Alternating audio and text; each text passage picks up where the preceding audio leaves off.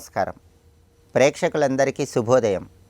ఈ రోజు నుంచి శ్రావణ మాసం ప్రారంభమవుతున్న శుభతరుణంలో శ్రావణ మాసానికి ఉన్న ప్రాధాన్యత ఏంటో, శ్రావణ మాసంలో వచ్చే పర్వదినాల విశిష్టత ఏంటో, శ్రావణ మాసంలో ఎలాంటి నోములు వ్రతాలు ఆచరిస్తే సమస్త శుభ ఫలితాలు చేకూరతాయో, శ్రావణ మాసంలో లక్ష్మీదేవిని, శ్రీ మహావిష్ణువుని, పరమేశ్వరుణ్ణి ఏ విధంగా పూజిస్తే సమస్త శుభ ఫలితాలు సిద్ధింపజేసుకోవచ్చు, శ్రావణ మాసం మొత్తం సమస్త శుభ ఫలితాలు చేకూరటానికి పాటించాల్సిన ముఖ్యమైన విధి విధానాలేంటో శ్రావణ వైభవం అనే శీర్షికను పరిశీలిద్దాం. శ్రావణ మాసం గొప్పతనం గురించి స్కాంద పురాణంలో ఈశ్వరుడు బ్రహ్మమానస పుత్రుడైనటువంటి సనత్కుమార్ల వారికి వివరించాడు. అందుకే మనకి స్కాంద పురాణంలో ఈశ్వర సనత్కుమార సంవాదం అని ఒక ప్రత్యేకమైన సంవాదాన్ని చెప్పడం జరిగింది. ఆ సంవాదంలో శ్రావణ మాస మహత్యం గురించి చెప్పడం జరిగింది. ఈశ్వరుడు బ్రహ్మమానస పుత్రుడైనటువంటి సనత్కుమార్ల వారితో ఏం చెప్పాడంటే, సంవత్సరంలో వచ్చే 12 నెలల్లో నాకు శ్రావణ మాసం అంటే ఎంతో ప్రీతిపాత్రమని పరమేశ్వరుడు బ్రహ్మమానస పుత్రుడైన సనత్కుమార్ల వారికి చెప్తాడు. అప్పుడు సనత్కుమార్ల వారు పరమేశ్వరుణ్ణి శ్రావణ మాసంలో ఎలాంటి విధి విధానాలు ఆచరించాలని అడిగినప్పుడు పరమేశ్వరుడు సనత్కుమార్ల వారితో ఏం పలుకుతాడంటే, శ్రావణ మాసంలో సహస్రలింగార్చన చేస్తే విశేషమైన శుభ ఫలితాలు చేకూరతాయి. కోటి బిల్వార్చన కానీ 1,00,000 బిల్వార్చన కానీ చేయటం ద్వారా నా అనుగ్రహానికి సులభంగా పాత్రులు కావచ్చని శివుడు సనత్కుమార్ల వారికి వివరించాడు. శ్రావణ మాసాన్ని నభో మాసము అనే పేరుతో పిలుస్తారు. నభము అంటే ఆకాశం అని అర్థం. ఆకాశం ఎంత స్వచ్ఛంగా ఉంటుందో అంత స్వచ్ఛమైన మాసం కాబట్టి దీన్ని నభో మాసం అంటారు. ఈ మాసంలో నక్తవ్రతాలకు ప్రత్యేకమైన ప్రాధాన్యత చెప్పడం జరిగింది. ఈ మాసంలో సోమవారాలు కానీ పర్వదినాల్లో కానీ పగలు ఉపవాసం ఉండి సాయంత్రం చంద్రదర్శనం చేసుకొని ఆ తర్వాత ఆహారాన్ని స్వీకరించడం ద్వారా శివానుగ్రహానికి ప్రతి ఒక్కరూ సులభంగా పాత్రులు కావచ్చు. అలాగే ఈ మాసంలో ఏ మంత్రాలు జపించుకుంటే అద్భుతమైన ఫలితాలు కలుగుతాయో కూడా పరమేశ్వరుడు బ్రహ్మమానస పుత్రుడైన సనత్కుమార్ల వారికి వివరించారు. ప్రధానంగా జపించాల్సిన మంత్రం పంచాక్షరి మంత్రం. ఈ మాసంలో పంచాక్షరి ఎన్ని వేల సార్లు జపిస్తే అది దానికి 10 విశేషమైన శుభ ఫలితాలను కలిగింపజేస్తుంది. అందుకే ప్రతిరోజు వీలైనన్ని సార్లు ఈ మాసంలో శివపంచాక్షరి మంత్రాన్ని జపించుకోవాలి. అలాగే ఈ మాసంలో మంగళవారాలు మంగళగౌరీ వ్రతం ఆచరించడం, గౌరీదేవిని పూజించడం ద్వారా సమస్త శుభ ఫలితాలు చేకూరతాయి. శ్రావణ మాసంలో ప్రధానంగా పరమేశ్వరుణ్ణి మంగళగౌరీదేవిని పూజించడంతో పాటుగా అసలు ఈ మాసం అంటేనే లక్ష్మీదేవికి ఎంతో ప్రీతిపాత్రం కాబట్టి ప్రతిరోజు లక్ష్మీదేవిని పూజిస్తూ లక్ష్మీ స్తోత్రాలు పఠించడం, లక్ష్మీ మంత్రాలు జపించడం ద్వారా విశేషమైన శుభ ఫలితాలు చేకూరతాయి. ఈ మాసంలో శుక్లపక్షంలో వచ్చే చవితి తిథిని నాగ చతుర్థి అంటారు. ఆ రోజు సర్పదేవతలను పూజిస్తే సర్పదోషాలు తొలగిపోతాయి. అలాగే ఈ మాసంలో శుక్లపక్షంలో వచ్చే పంచమిని నాగపంచమి లేదా గరుడ పంచమి అనే పేర్లతో పిలుస్తారు. సర్పాలను గరుత్మంతుడిని ఏకకాలంలో పూజించవలసిన రోజు. అలాగే ఈ మాసంలో శుక్లపక్షంలో వచ్చే ఏకాదశికి బహుళపక్షంలో వచ్చే ఏకాదశికి ప్రత్యేకమైన ప్రాధాన్యత చెప్పడం జరిగింది. ఆ ఏకాదశుల్లో ఏకాదశి వ్రతం పేరుతో ఉపవాసం ఉండటం ద్వారా విశేషమైన శుభ ఫలితాలు చేకూరితే శ్రావణ అమావాస్యను పోలాల అమావాస్య అనే పేరుతో పిలుస్తారు.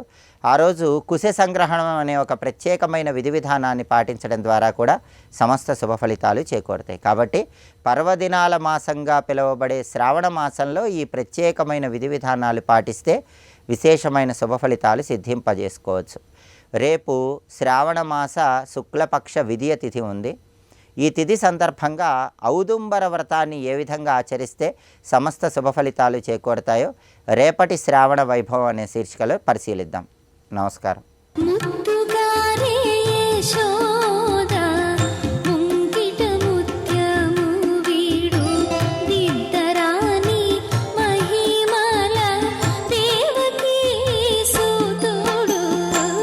సప్తమ గర్భంలో పుట్టేవాడికి కొన్ని పేర్లు ఉంటాయి. ముందే నారాయణుడు వివరిస్తున్నాడు ఇక్కడ. గర్భ సంకర్షణాత్తం వై ప్రాహు సంకర్షణం. గర్భము నుంచి సమ్యక్ కర్షణం, చక్కగా లాగబడి వచ్చిన వాడు కనుక ఆయనకి సంకర్షణుడని పేరు ఉంటుంది. పైగా ఆనందింపజేసే పనులు చేస్తాడు కనుక రమణాత్ రామేతి, ఆయనకు రాముడు అని పేరు. మహాబలవంతుడు కనుక బలుడు అని పేరు కూడా ఉంటుంది. కనుక రామ బల సంకర్షణ 3 నామాలు. బలరామ అనుకున్నాం. ఇటువంటి పేర్లు ఆయనకు వస్తాయి అని చెప్పి ఎప్పుడైతే వివరించాడో ఆ తల్లి సరేనని యోగమాయ తన ప్రభావం చూపించడం మొదలెట్టిందండి. అక్కడి నుంచి యోగమాయ ప్రభావం ఏ విధంగా ఉంటుంది, ఆ యోగమాయ ప్రభావమే కృష్ణావతారం అంతా వ్యాపింపజేశాడు. అందుకే సంభవామి ఆత్మమాయ అన్నాడు కదా. ఆ మాయాశక్తి చేతే లేని ఉన్నట్టు లేనట్టు మొత్తం చూపిస్తున్నాడు ఆయన ఇక్కడ. గర్భే ప్రణీతే దేవక్యారోహిణీం యోగనిద్రయా అహో విశ్రంసితో గర్భ ఇతి పౌరా విచుకృషు. అంతవరకు దేవకీదేవి గర్భంలో సప్తమ గర్భం ఉంది.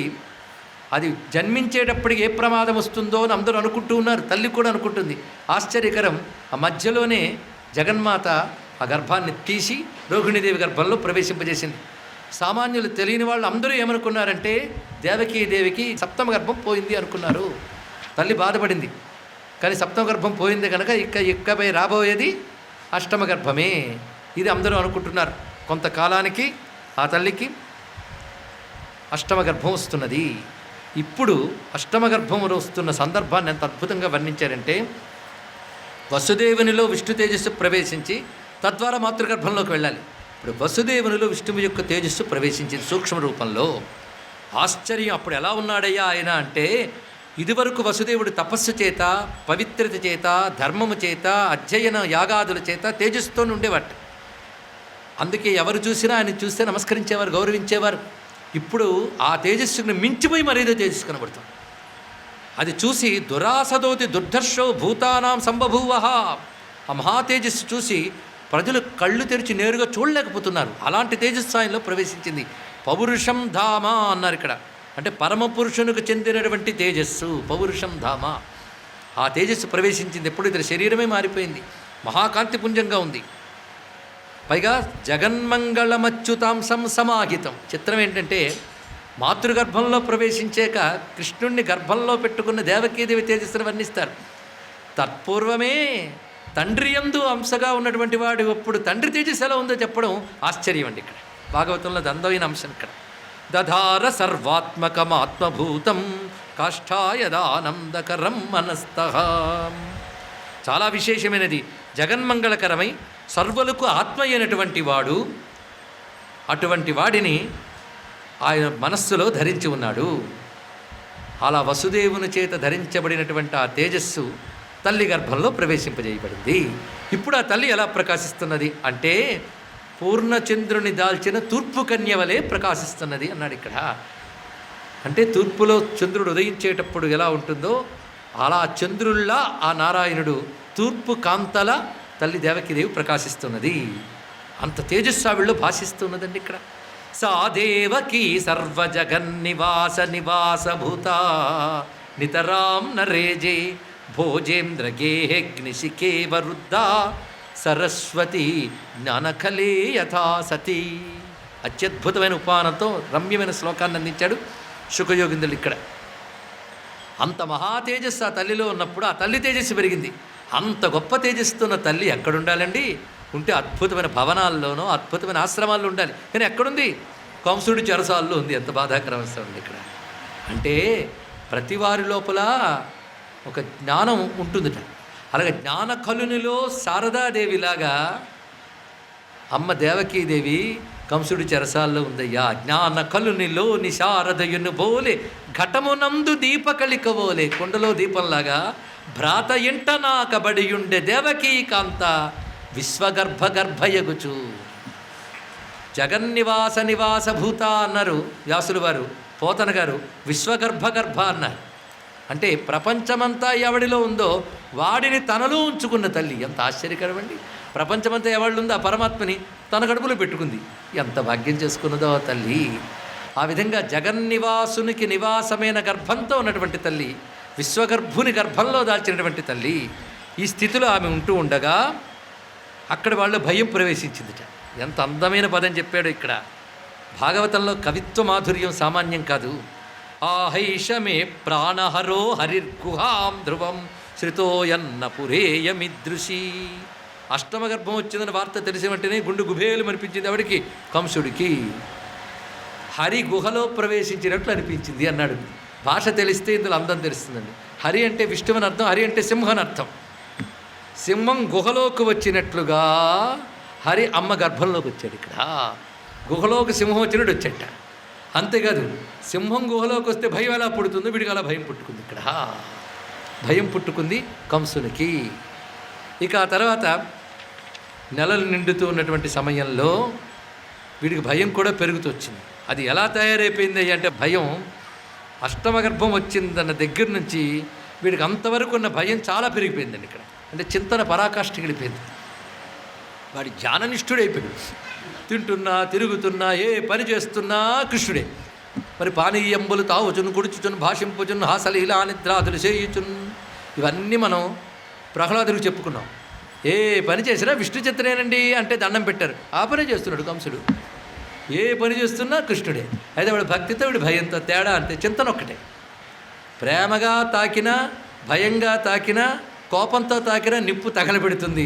ఎలా ముట్టుకున్నా మా కృష్ణుడు అనుగ్రహిస్తాడండి. చింతన చేస్తే చాలు. ఇక్కడ ఆ చింతన పెరిగిపోయింది. ఎలా పెరిగిపోయిందయ్యా అంటే, ఆసీన సంవిసంస్థిష్టన్ భుంజాన పర్యటన్ మహీం చింతయానో హృషీకేశమపశ్యత్ తన్మయం జగత్.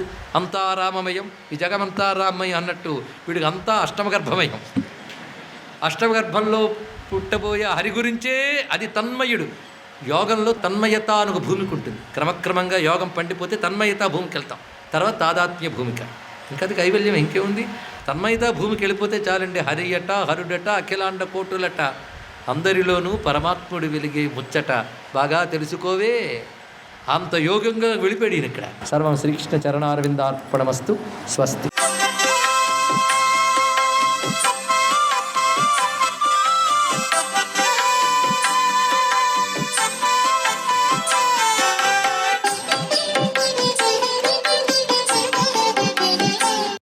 శ్రీ మహాలక్ష్మీ నమః. శ్రీమాత్రే నమః. ఓం నమో వెంకటేశాయ. ఓం నమః శివాయ. ఈరోజు నుంచి శ్రావణ మాసం ప్రారంభం. సిరులను కురిపించేటువంటి శ్రీ మహాలక్ష్మి, సౌభాగ్య తత్వాన్ని ప్రసాదించేటువంటి శ్రీ గౌరీ దేవతలను ఆరాధన చేసేటువంటి అద్వితీయమైన మాసం. శ్రవణ నక్షత్రం సాక్షాత్తు కలియుగవాసుడైన శ్రీ వెంకటేశ్వర స్వామివారి యొక్క దివ్య నక్షత్రం కూడాను.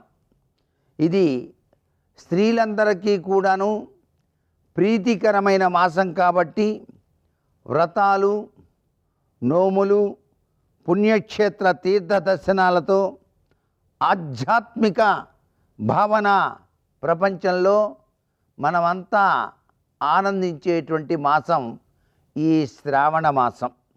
శ్రావణ మాసంలో ఒకటి పూట ఎవరు కూడా నిద్రపోకూడదు. గుర్తుపెట్టుకోవాలి బాగా. ఒకటి పూట నిద్రించరాదు ఎవ్వరూ కూడాను.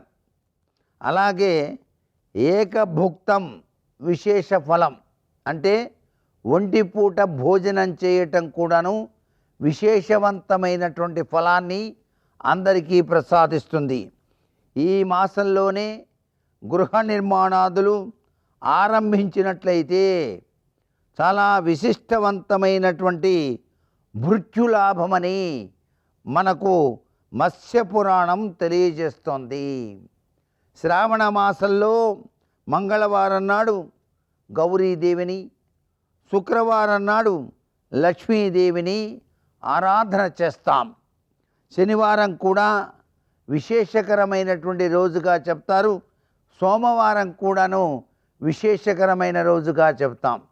అంటే శనివారం నాడు వెంకటేశ్వర స్వామి వారి యొక్క పూజలు, సోమవారం నాడు ఆశుతోషుడైనటువంటి పరమేశ్వరుని యొక్క పూజలు నిర్విఘ్నంగా నెరవేర్చాలి ప్రతి ఒక్కరూ కూడాను. శ్రావణ శనివారాలను జరుపుకునేటువంటి ఆచారం నేటికి కూడా మనం ఆచరిస్తూనే ఉన్నాం. శ్రావణ మాసంలో శనివారం నాడు తిరుపతిలో విశేషకరమైనటువంటి పూజలు జరుపుతారు. ఎందుకనంటే శ్రవణ నక్షత్రం అనేటువంటిది సాక్షాత్తు ఆ యొక్క విష్ణుదేవుని యొక్క నక్షత్రం, వెంకటేశ్వర స్వామి వారి యొక్క నక్షత్రం కాబట్టి శనివారం నాడు శ్రావణ మాసంలో చేసేటువంటి ఆ యొక్క వెంకటేశ్వరుని యొక్క పూజలు అద్వితీయమైనటువంటి ప్రభావాన్ని మానవాళికి ప్రసాదిస్తాయన్నమాట. సర్వే జనా సుఖినో భవంతు.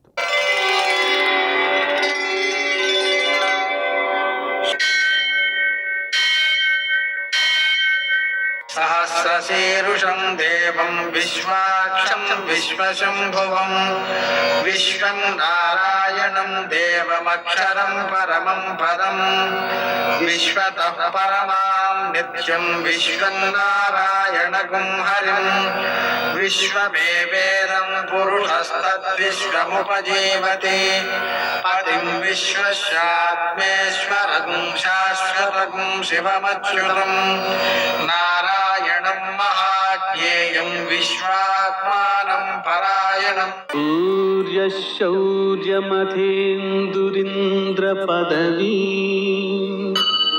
सन्मङ्गलं मङ्गलम्. नमस्ते भगवन् देवदत्तात्रेय जगत्प्रभो सर्वबाधा प्रशमनं कुरु शान्तिं प्रयच्छ मे. నేటి కాలమాన విశేషాలను గమనిద్దాం. స్వస్తి శ్రీ చాంద్రమాన పరాభవనామ సంవత్సరం దక్షిణాయనం, వర్ష ఋతువు శ్రావణమాసం, శుక్లపక్షం గురువారం, సూర్యోదయం 6:02 సూర్యాస్తమయం 6:40.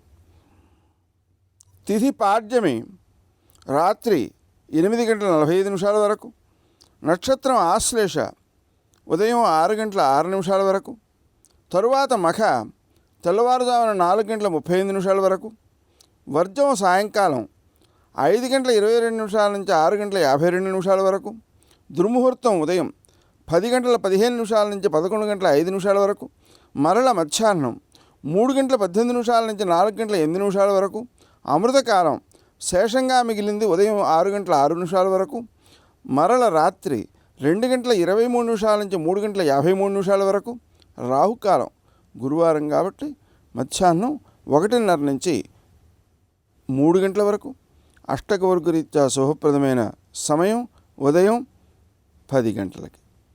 నేటి విశేషం శ్రావణమాస ప్రారంభం. ఇది చాలా విశిష్టమైనది. ఈ రోజుల్లో సోమవారం రోజున శైవ వ్రతం చేసుకుంటాం, మంగళవారం రోజున మంగళగౌరీ వ్రతం చేసుకుంటాం, శుక్రవారం రోజున వరలక్ష్మీ వ్రతం చేసుకుంటాం, శనివారం రోజున వెంకటేశ్వర వ్రతం చేసుకుంటాం. అంటే అలా మనం లక్ష్మీనారాయణులను అలాగే శివపార్వతులను కూడా సమానంగా పూజించుకోవడానికి తగినటువంటి సమయం. అయితే ఇక్కడ మనం ఒకటి గుర్తుపెట్టుకోవాలి, ఏంటంటే సోమవారం రోజున చేసే శైవ వ్రతంలో శివపార్వతులకు చేయాలి, మంగళవారం రోజున చేసే మంగళగౌరీ వ్రతంలో గౌరీదేవికి శివునకు చేయాలి, శుక్రవారం రోజున చేసే వరలక్ష్మీ వ్రతంలో లక్ష్మీనారాయణులకు చేయాలి, వెంకటేశ్వర వ్రతంలో పద్మావతి వెంకటేశ్వరులకు చేయాలి శనివారం రోజున. అలా దంపతులైన వారు దంపతులనే పూజించాలి. ఎందుకు ఇంత స్పష్టంగా చెబుతున్నాను అంటే, వరలక్ష్మీ వ్రతం కానీ మంగళగౌరీ వ్రతం కానీ ఆచరించేటువంటి ముత్తైదువులు, కొత్తగా వివాహమైన వాళ్ళు కూడా ఏం చేస్తున్నారు అంటే గౌరీదేవిని మాత్రమే పూజ చేస్తున్నారు, లక్ష్మీదేవిని మాత్రమే పూజ చేస్తున్నారు. కానీ ఇద్దరినీ కలిపి పూజించాలనే సంప్రదాయాన్ని మనకు సాక్షాత్తు రుక్మిణీదేవి తెలుపుడు చేస్తోంది. మొత్తం పైన శ్రావణ మాసాన్ని మనం సద్వినియోగం చేసుకోవాలి. దాని ద్వారా మనం ఉత్తమమైనటువంటి వైవాహిక జీవితాన్ని, సంతాన సౌఖ్యాన్ని, ఉత్తమ పౌరులను అందించే శక్తిని, ఆర్థికంగా అభివృద్ధిని, సౌభాగ్య రూపంలో అనుకూలతను సాధించుకోగలుగుతాం. నేటి ఆణిముత్యాలు.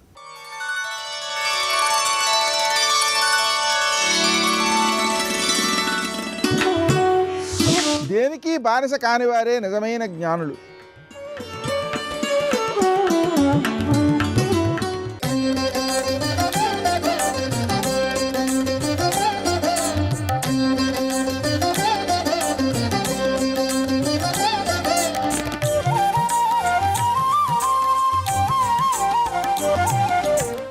ఆపదామపహర్తారం దాతారం సర్వసంపదాం లోకాభిరామం శ్రీరామం భూయో భూయో నమామ్యహం. 84 లక్షల జీవరాశులలో అత్యంత ఉత్కృష్టమైనటువంటి ప్రాణి మనుష్యుడొక్కడే. అందుకే జంతూణాం నరజన్మ దుర్లభం అంటారు శంకర భగవత్పాదులు. ఆ నరజన్మ లభించమంటే లభించేది కాదు. ఈశ్వరుడి యొక్క అనుగ్రహం పరిపూర్ణంగా లభిస్తే దాని చేత మనుష్యుడిగా వస్తాడు.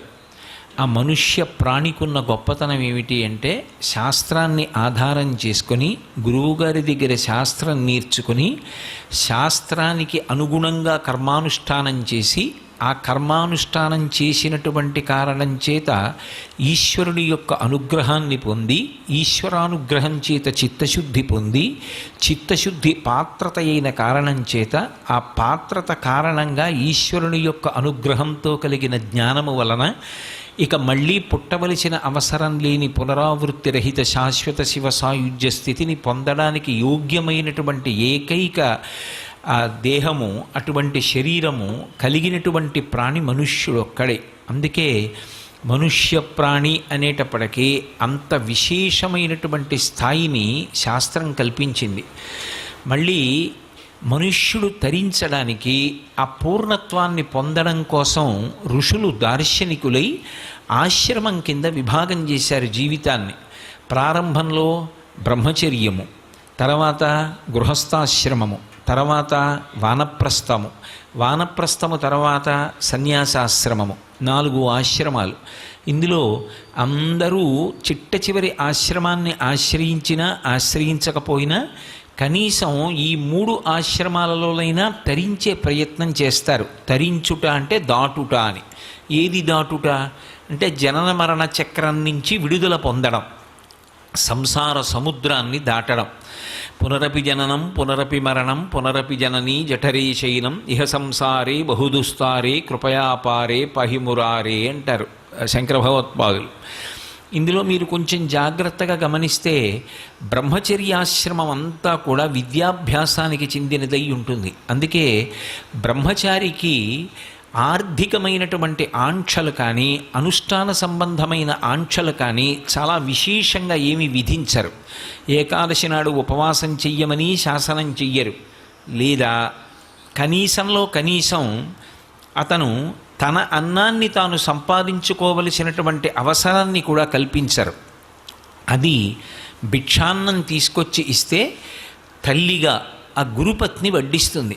ఆ గురుపత్ని పెట్టినటువంటి అన్నం తిని 365 రోజులు సంవత్సరంలో చెయ్యవలసిన పని ఏమిటి అంటే అత్యంత శ్రద్ధాభక్తులతో గురువుగారి దగ్గర కూర్చుని విద్యాభ్యాసం చేయడమే. ఆ బ్రహ్మచారిగా ఉన్నప్పుడు ఏ విద్యాభ్యాసం చేశాడో, ఏ విద్యని సముపార్జించాడో అదే అతనికి జీవితాంతం కూడా అతని అభ్యున్నతి కొరకు కర్మానుష్ఠానమునకు ప్రమాణంగా నిలబడుతుంది. అందుకే బ్రహ్మచారికి ఇంకా ఇతర కర్తవ్యములు యథార్థమునకు లేవు. అతని ప్రధాన కర్తవ్యం ఏమిటి అంటే విద్యని సముపార్జించుట ఒక్కటే.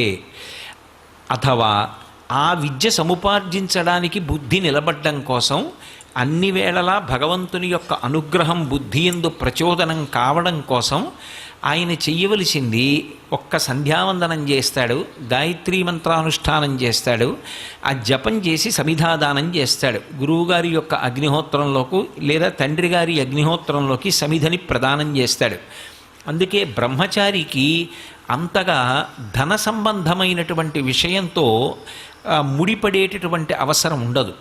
వానప్రస్థు అన్నీ విడిచిపెట్టి ఈ సంసారంలో ఇంతకాలం ఉన్నాను, ఇంత లంపటం అనుభవించాను, ఏదో భార్యని పొందాను, బిడ్డల్ని పొందాను, ఓ ఇల్లు కట్టాను, ఇన్ని సుఖాలు అనుభవించాను, ఈ సుఖాలన్నీ సుఖాలు కావు.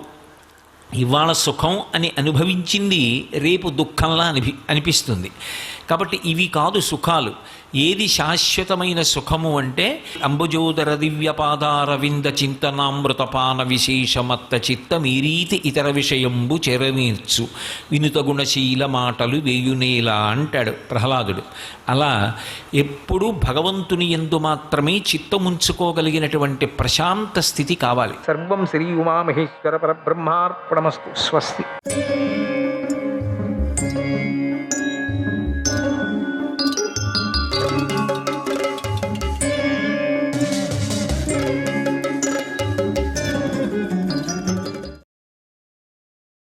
మీ స్థానాలను తిరిగి వెళ్ళండి అని ఎన్నోసార్లు చెప్పారు. అయినా వారు పాండవులను విడిచిపెట్టలేదు. ఆ సమయంలో కామ్యక వనంలో మహాత్ముల సమ్మేళనం అద్భుతంగా జరిగింది. అప్పుడు ధర్మరాజు విప్రుల అనుమతి తీసుకొని రథాలను సిద్ధం చేయమని సేవకులను ఆజ్ఞాపించాడు. శ్రీకృష్ణాయ పరమాత్మనే నమః.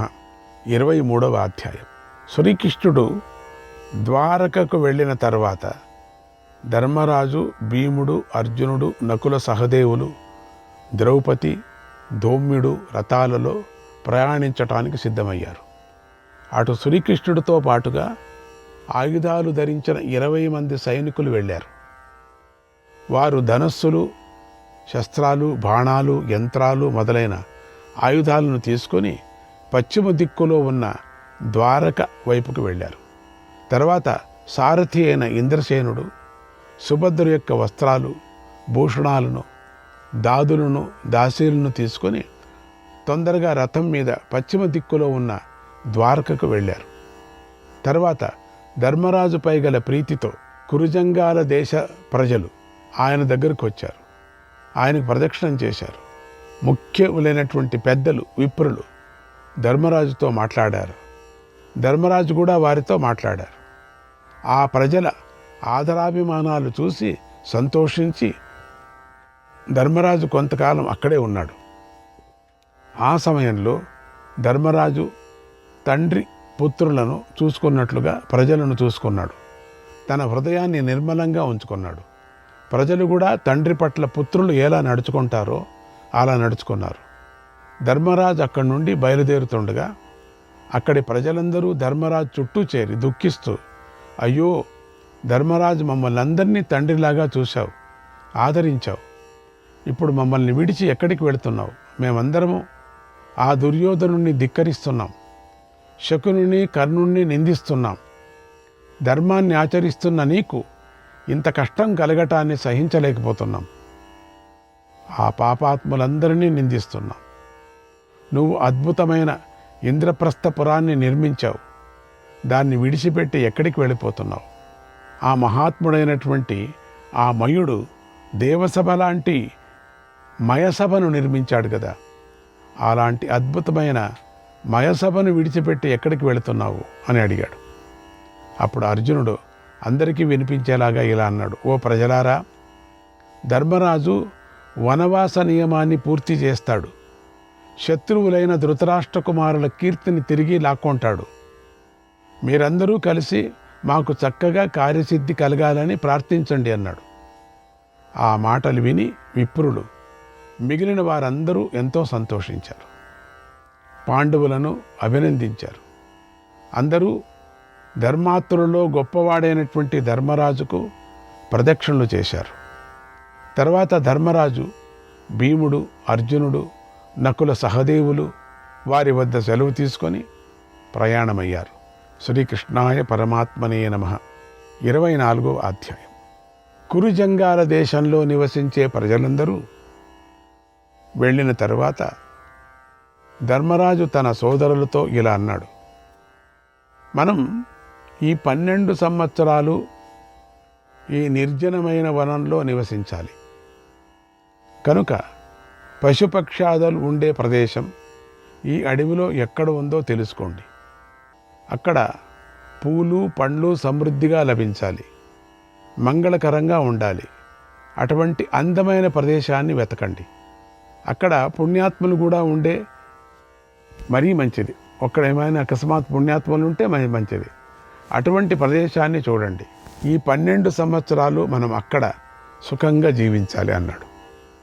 అప్పుడు అర్జునుడు ధర్మరాజును గురువుగా భావించి ఇలా అన్నాడు, మహారాజా, నువ్వు మహర్షులకు, వృద్ధులకు కూడా పూజ్యుడివై ఉన్నావు. ఎందుకంటే ఈ లోకంలో నీకు తెలియనిది ఏదీ లేదు. నువ్వు ఎల్లప్పుడూ విప్రుల్ని సేవిస్తూ ఉంటావు. నారద మహర్షి, కృష్ణద్వైపాయన మహర్షి మొదలైన మహర్షులను సేవిస్తూ ఉంటావు.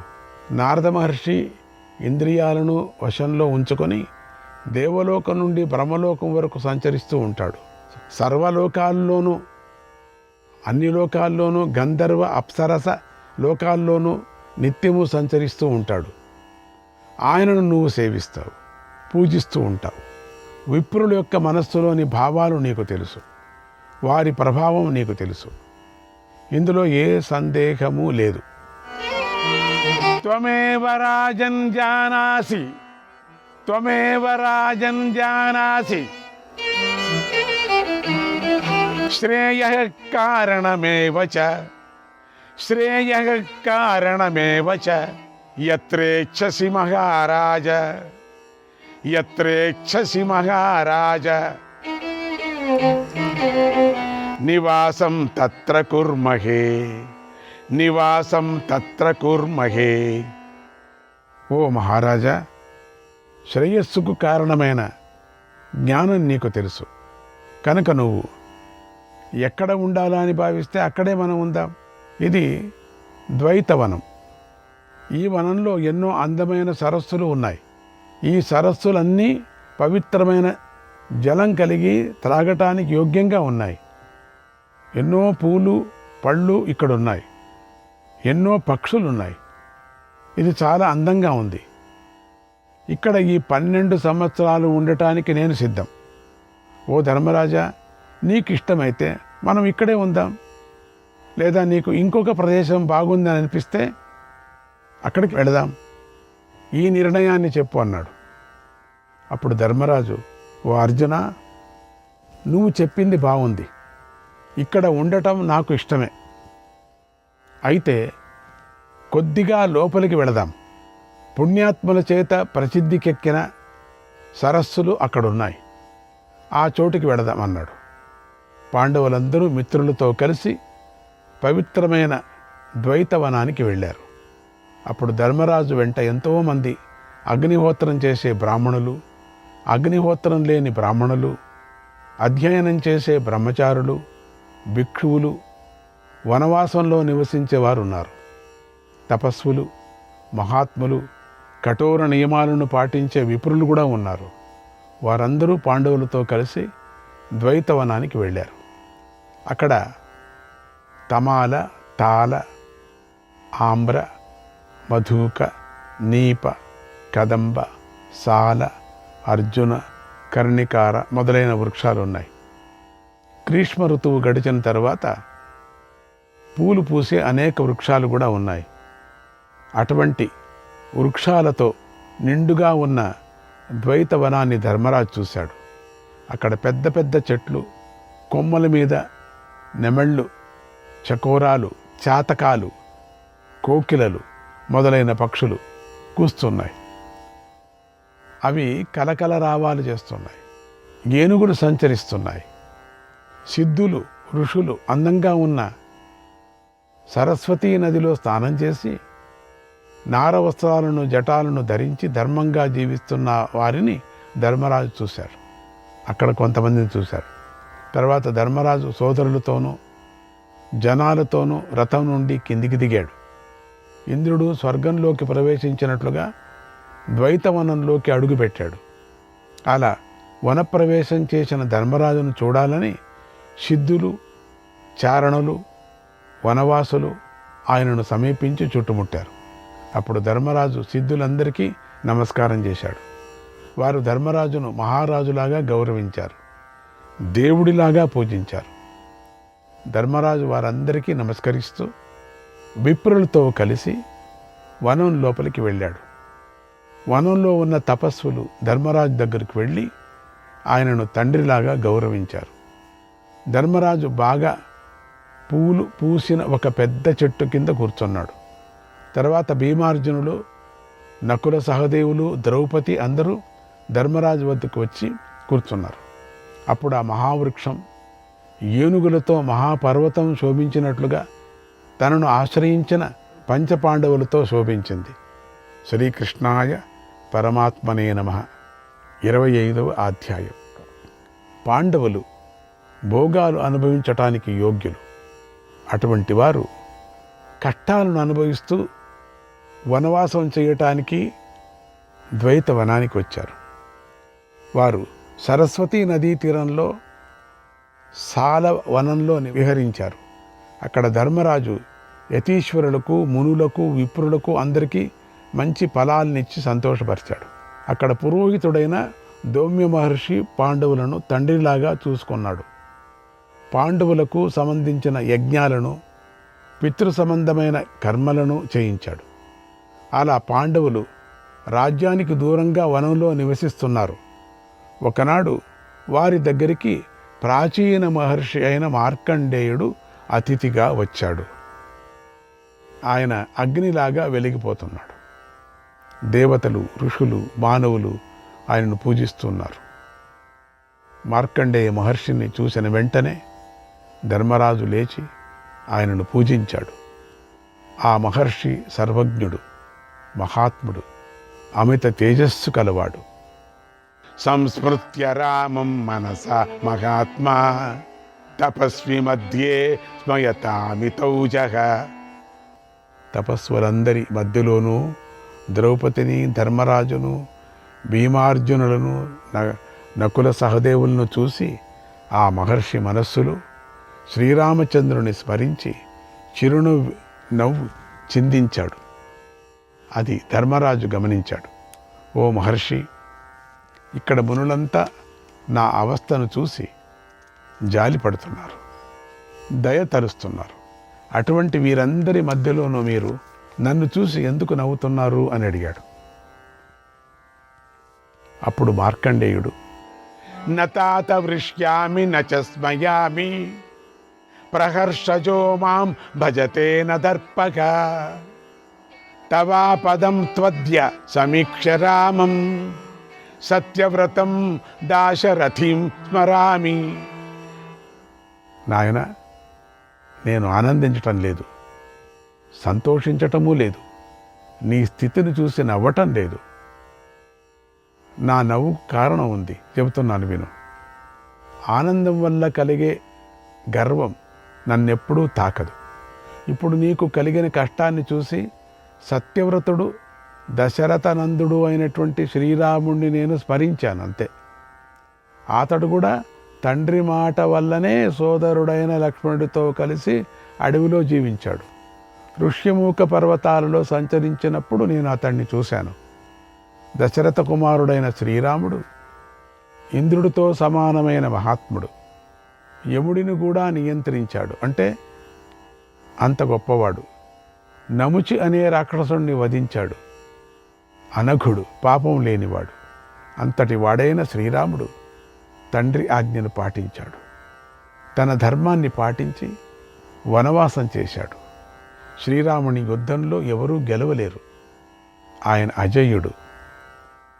విహాయ భోగ నచరద్ వనేషు నేషే బలస్యేతి చరేద ధర్మం. ఆ శ్రీరాముడు భోగాలన్నిటినీ విడిచిపెట్టి వనంలో నివసించాడు. అందుచేత బలం ఉంది కదా అని అధర్మం చేయకూడదు అని మార్కండేయ మహర్షి బోధించాడు. పూర్వం నాభాగుడు, భాగీరథుడు మొదలైన వారు ఈ భూమినంతా జయించారు. సత్యంతో ఈ లోకాలను కూడా వారు జయించారు. వారు బలం ఉంది కదా అని అధర్మం చేయలేదు. అందుచేత బలం ఉంది కదా అని అధర్మం కూడా చేయకూడదు. నీ తమ్ముళ్ళు అస్త్రశస్త్రాలు తెలిసిన వాళ్ళు, శక్తివంతులు. అందుచేత పొరపాటును కూడా వీరి శక్తి చూసుకొని అధర్మం చేయకుండా వనవాస వ్రతాన్ని పాటించు. కాశీ, కరుష దేశాలకు రాజైన అలర్కుడిని సత్పురుషుడిని చెబుతున్నారు, సత్యవ్రతుడిగా చెబుతున్నారు. అతడు రాజ్యాలను, సంపదలను త్యాగం చేసే ధర్మాన్ని ఆశ్రయించాడు, అధర్మం చేయలేదు. అందువల్ల బలం ఉంది కదా అని అధర్మం చేయకూడదు. పురాతనలైనటువంటి వేదాలను గౌరవించి ఆచరించడం చేతనే సప్తఋషులు దేవలోకంలో ప్రకాశిస్తున్నారు, ధర్మంగానే నడుచుకున్నారు. అందువల్ల బలవంతుడి కదా అని ఎప్పుడూ అధర్మం చేయకూడదు. ఓ రాజా, పర్వతాలంత ఎత్తు ఉన్న ఈ ఏనుగులను చూడు, అవి కూడా బ్రహ్మదేవుని ఆజ్ఞని పాటిస్తున్నాయి. బ్రహ్మదేవుడి ఆజ్ఞ ప్రకారమే సమస్త ప్రాణులు తమ తమ పుట్టుకలకు అనుగుణంగా తాము చేయవలసిన పనులను చేస్తున్నాయి. అందువల్ల బలవంతుణ్ణి కదా అని అధర్మం చేయకూడదు. ఓ కుంతినందన, నువ్వు సత్యం చేత, ధర్మం చేత, యోగ్యమైన మాటల చేత, లజ్జ మొదలైన సద్గుణాల చేత అన్ని ప్రాణుల కంటే ఉన్నతంగా ఉన్నావు. నీ కీర్తి అగ్ని సూర్యుల ప్రకాశంలాగా ఉన్నది. ఆ మహాత్ములు లాగానే నీకు బలం ఉంది కదా అని అధర్మం చేయకూడదు కదా. యథా ప్రతిజ్ఞంచ మహానుభావ, యథా ప్రతిజ్ఞంచ మహానుభావ, కృచ్ఛ్రం వనే వాసమిమం నిరిష్య, కృచ్ఛ్రం వనే వాసమిమం నిరిష్య, తతశ్రియం తేజసా తేన దీప్తం ఆదాస్యసే పార్థివ కౌరవేభ్యః, తతశ్రియం తేజసా తేన దీప్తం ఆదాస్యసే పార్థివ కౌరవేభ్యః. కనుక ఓ మహానుభావ, మహారాజా, నువ్వు ప్రతిజ్ఞ చేసినట్లుగా కష్టమైన వనవాసాన్ని గడుపు. తర్వాత నీ పరాక్రమంతో ప్రకాశిస్తున్న రాజ్యలక్ష్మిని కౌరవుల నుంచి నువ్వు పొందుతావు అని మార్కండేయ మహర్షి మునులందరి మధ్యలో ఉన్న ధర్మరాజుకు ఉపదేశించాడు. తర్వాత ధౌమ్యుడి వద్ద, పాండవుల వద్ద సెలవు తీసుకొని ఉత్తర దిక్కుకు వెళ్ళాడు. ఓం శ్రీకృష్ణాయ పరమాత్మనే నమః. 26వ అధ్యాయం. పాండవులు ద్వైతవనంలో నివసిస్తూ ఉండగా, ఇది జ్ఞాపకం పెట్టుకోండి, ద్వైతవనం జ్ఞాపకం పెట్టుకోండి. వనము అంటాం, అడవి అంటాం, అట్లా అందుకని ద్వైతవనం. ఆ వనమంతా విప్రులతో నిండిపోయింది. వారు ఎల్లప్పుడూ వేద మంత్రాలను పఠిస్తూ ఉండటంతో అది బ్రహ్మలోకంతో సమానమైపోయింది. ఆ ద్వైత వనమంతా బ్రహ్మలోకం చేసేసారు చూడండి. ఇంకేం ఎంతమంది అయినా రావచ్చు, అక్షయ పాత్ర దొరికింది కదా వాళ్ళకి. ఇది ఇంకా ధృతరాష్ట్రకు తెలియదు అక్షయ పాత్ర దొరికింది, దుర్యోధనుడికి కూడా తెలియదు. అకస్మాత్ వాడు వచ్చేవాడేమో, అక్షయ పాత్ర కూడా మీరు జూదమాడి తీసుకోవాలా మేము కూడా అని. అటువంటి వాడు శకునికి చెప్పేవాడేమో, వాళ్ళ దగ్గర అక్షయ పాత్ర ఉంది, మళ్ళీ వనములో జూదం అనేటువంటిది ఒకటి ఏర్పాటు చేసుకుందాం, అక్కడ ఆడదామంటే ఆడతాడు ఆయన. అప్పుడు అక్షయ పాత్ర కూడా పెడతాడు అని వాళ్ళు ప్లాన్ చేసేవాళ్ళు. కానీ కనపడదు కదా అది అక్షయ పాత్ర, ద్రౌపదికి మాత్రమే కదా కనపడేది. ఏం చేయలేరు అప్పుడు.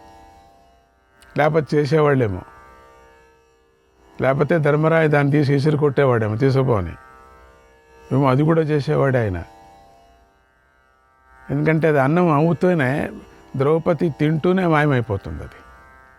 అటువంటిది అక్షయ పాత్ర. అటువంటి సూర్యుడు వరం అటువంటి ఇచ్చాడు. ఆవిడ తింటూనే ఇంక మళ్ళీ రాదు, అక్కడి నుంచి ఏమి కూడా రాదు. అక్కడ క్షత్రియుల వింటినారి యొక్క ధ్వని వినిపించింది, పండితుల వేదఘోష వినిపించింది. అలా క్షాత్రతేజం బ్రహ్మతేజంతో కలిసి ఆ వనమంతా అందంగా ప్రకాశించింది. ఒకనాడు ధర్మం ఎక్కడ ఉంటే అక్కడ చూడండి స్వర్గము అన్నట్టు. దీనికి ఇంతకన్నా వేరే లేదు. అవును, మనం చెప్పటం ఏంటంటే పాండవులు వనవాసానికి వచ్చారు, పాపం రాజ్యాన్ని అంతా పోగొట్టుకున్నారు అని, అయ్యో పాపం అని. వీళ్ళకేం భయం ఉంది? పరమాత్ముడి కృప ఉంది. కృష్ణుడే అంతసేపు ఉన్నాడు అక్కడ. కృష్ణుడే తన గోడంతా చెప్పుకున్నాడు. పరబ్రహ్మ రూపమైనటువంటి స్వామినే వాళ్ళతో ఉన్నాడు. పరబ్రహ్మ స్వరూపమైనటువంటి పరమాత్ముడు శ్రీకృష్ణుడు, ఆయన సహాయం ఉండబట్టి ఇక మహాతపస్వి అయినటువంటి ధౌమ్యుడు ఉన్నాడు. ఇంకంతకన్నా శ్రీకృష్ణాయ పరమాత్మనే నమః.